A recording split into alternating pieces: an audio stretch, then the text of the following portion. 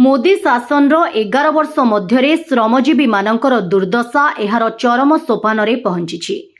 बेकारी दुरावस्था एवं असमानता एवं आकाश छुआ हेबारे लागिछि। मजुरीर परिमाण कमिबारे लागिछि। श्रमिकों अधिकार तथा सामाजिक सुरक्षा नष्ट विनष्ट हेबारे लागिछि।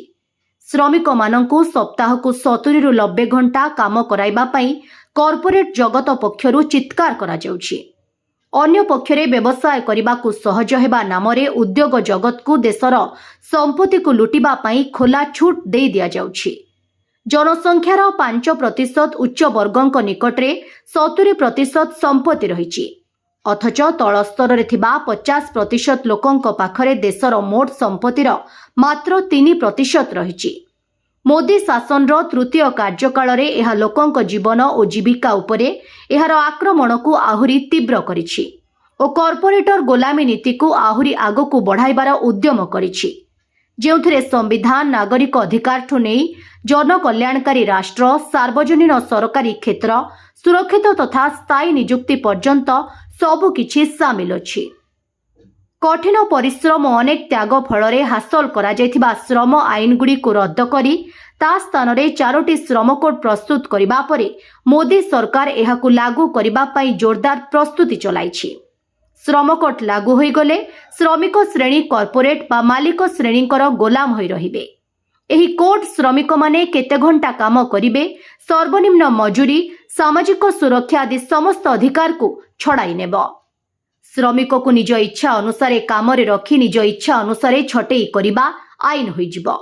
संगठन गढ़िबा, मान्यता, सामूहिक मूलचाल, हड़ताल अधिकार सहित विरोधर सबु प्रकारर सामूहिक अभिव्यक्तिर अधिकार को शेष कर दिया जिवो।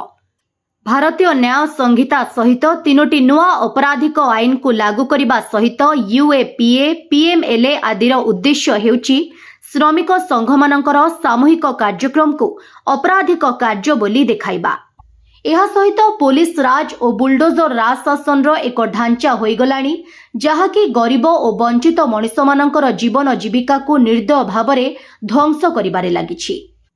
बिना कौनसी अधिकार श्रमिक श्रेणीर भाग्य संपूर्ण अंधकारमय होइजिबो।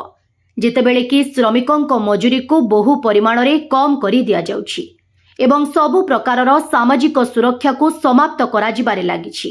कल्याण बोर्ड गुडी को समाप्त करि दिया जाउछि, जेपरिक बीड़ी, निर्माण आदि श्रमिकों क्षेत्र में देखा मिलुछि। तृतीय ओपीएस अर्थात पुराना पेंशन योजना को समाप्त करि दिया जाई एहाकू एनपीएस यूपीएस आकार रे लागू करा जाउछि। ईपीएफ पेंशन एबे नगण्य तथा अपमानजनक होई रहिछि। सामाजिक सुरक्षा उपरे श्रम कोड व्यवस्था श्रमिकों कौनसी भी अधिकार सुरक्षा पाई विनाशकारी अटे। प्रथमरु ही केंद्र तथा राज्य सरकारଙ୍କର सामाजिक योजना गुड़िक मानदेय, प्रोत्साहन आधारित आशा, अंगनवाड़ी, एमडीएम रे कोटी कोटी लोकों को बिना मजूरी रे जबरदस्त श्रमिक सजाई दिया जाइछि। एहा व्यतीत एही योजना गुड़िकर शेष होई जिबार विपद घुरी बुलिबारे लागिछि। कारण मोदी सरकार एही सरकारी सेवा उपरे प्रति वर्ष बजेट रे अर्थ कम करिबारे लागिछन्ति। परिणाम स्वरूप एहाकू घरोईकरण दिगकू ठेलिबारे लागिछन्ति।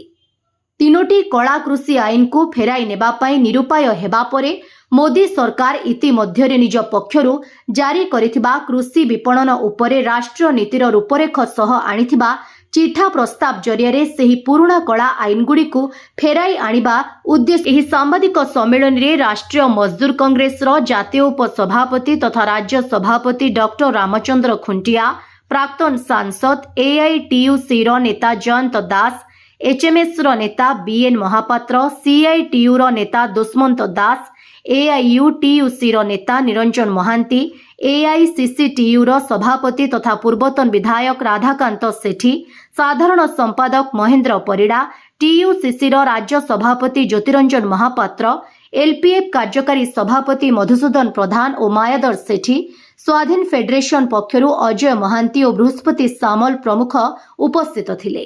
ब्यूरो रिपोर्ट, स्वतंत्र वार्ता लाइव।